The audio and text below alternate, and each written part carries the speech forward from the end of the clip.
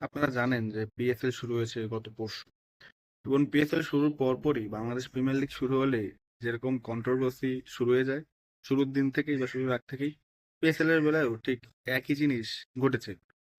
প্রথম ম্যাচে পিএসএল এর এবারের আসরে মুখোমুখি হয় লাহোর অ্যান্ড হায়দ্রাবাদ, যারা নতুন ফ্র্যাঞ্চাইজি। বেশ মোটা অঙ্কের দামেই তারা এই ফ্র্যাঞ্চাইজিটি পেয়েছে, যারা বলা হয় হায়দ্রাবাদের মালিক তারা। এবং বেশ দামি ফ্র্যাঞ্চাইজি বলতে গেলে। তো যাই হোক, আপনার প্রথমে লাহোর ব্যাটিং এ আসে এবং হায়দ্রাবাদ বোলিং এ থাকে। আপনারা যারা ম্যাচ দেখেছেন তারা হয়তো বা দেখেছেন। তো ম্যাচে মাত্র 2 ওভারে, মানে যখন 2 ওভার চলে তখন দেখা যায় যে আপনারা জানেন যে লিমিটেড ওভার ক্রিকেট বা 50-20 ওভারের ক্রিকেটে সাদা বল দিয়ে খেলা হয়। তো এই সাদা বলটা পিঙ্ক হয়ে যায়। হুট করে আমরা দেখতে পারি যে সাদা বল পিঙ্ক হয়ে গেছে। অনেকে ভেবেছেন যে হয়তো বা পিএসএল এর এটা কোনো নতুন আকর্ষণ, যে আপনার হালকা পিঙ্ক বলে খেলবে। আবার অনেকে ভেবেছেন যে আবার কি পিএসএল টেস্ট ম্যাচ আয়োজন করতেছে না তো।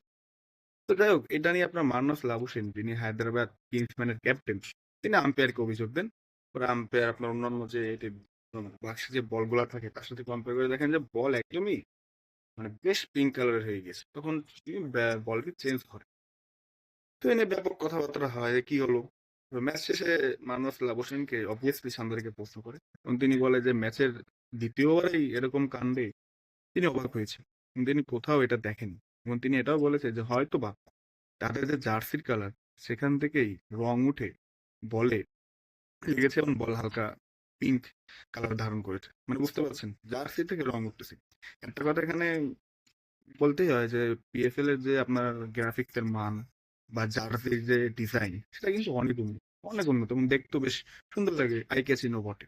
তবে এই যে জার্সি থেকে যে কালার উঠে বা রং উঠছে, এটা কিন্তু বেশ লজ্জাজনক পিএফএল এর জন্য।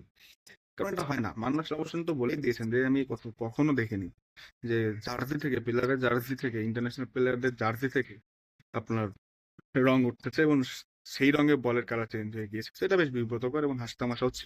বিশেষ করে ইন্ডিয়ান মিডিয়া, ইভেন আমাদের দেশের মিডিয়া তো আপনার বেশ হাসতামাশা চলতে, সোশ্যাল মিডিয়া তো আছেই সবসময় আপনাকে রোস্ট করার জন্য।